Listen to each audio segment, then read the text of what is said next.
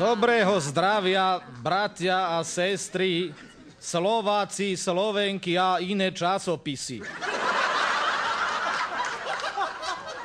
Hlasím sa vám zo Štefánikovho mysu z Gabčíkovskej vodnej zdrže, kde je už za nezištnej pomoci veľkého ruského brata pripravená raketa, pomocou ktorej dopravíme do vesmíru prvého slovenského kozmonauta.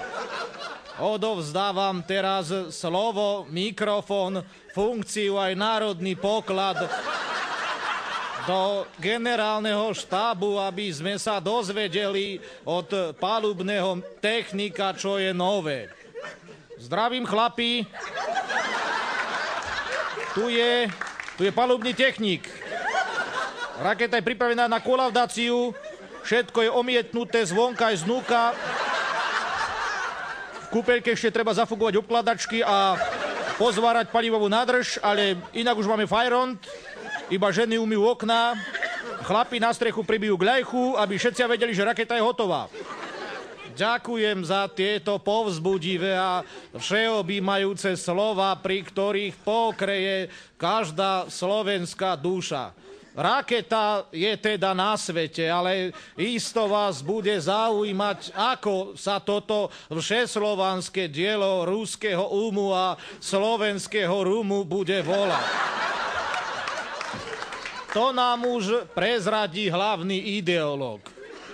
Tak najvyššia komisia dlho zasadala a premýšľala nad tým, ako túto kozmickú plť zvrchovanosti, lebo dnes, keď sme sa konečne seba identifikovali, to už tak môžeme nazvať, teda túto kozmickú plť zvrchovanosti, ako ju nazveme. Najprv sa zvažoval názov Tatranská strela, ale keď sa zistilo, že tak sa volá rýchlik, nazvali sme našu kozmickú plť Orol Tatranský. A ak dovolíte, my by sme chceli, aby bol na tej rakete symbolicky umiestnený nielen Orol Tatranský, ale aj vták Turul.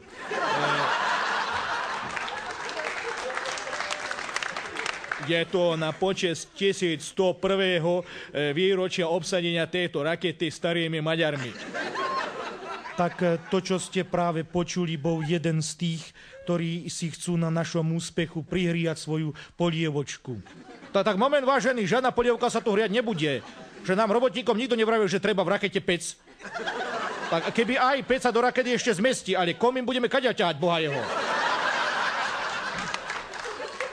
Ako sami počujete, bratia a sestry, na našej kozmickej plti zvrchovanosti sa ešte doľaďujú niektoré neduhy technického charakteru, ale ideovo je celý projekt v poriadku.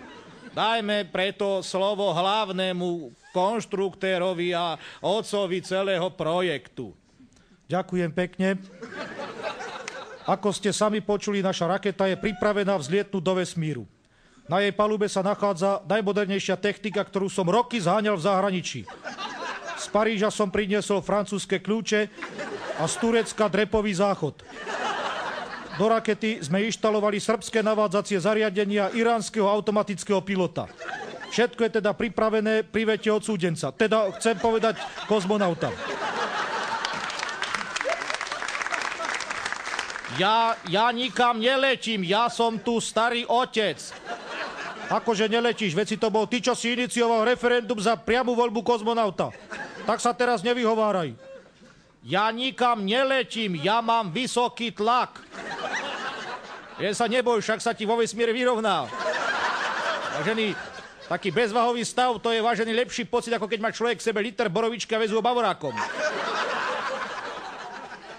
Keby som aspoň vedel, kde pristanem a ako sa tam dohovorím, z hľadiska mojej ďalšej existencie je dôležité, aby som pristal v USA, lebo ovládam reč domorodcov a môžem si tam vypýtať dušok whisky a hamburger, aby som nezomrel od hladu. Raketa je naprogramovaná tak, že po vzore Rusov pristaneš v Kazachstane. Ale nie je vylúčené, že pristaneš aj na Kube. Nuž takto.